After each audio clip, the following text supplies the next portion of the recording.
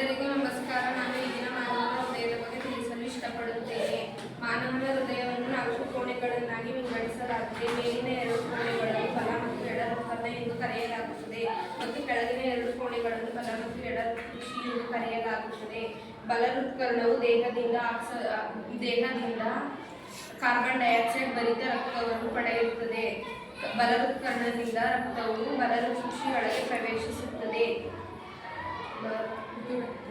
ಇದು ರಕ್ತವನ್ನು ಸಂಕುಚಿತಗೊಳಿಸಲು ಮತ್ತು ಶ್ವಾಸಕೋಶಕ್ಕೆ ಪಂಪ್ ಮಾಡುತ್ತದೆ.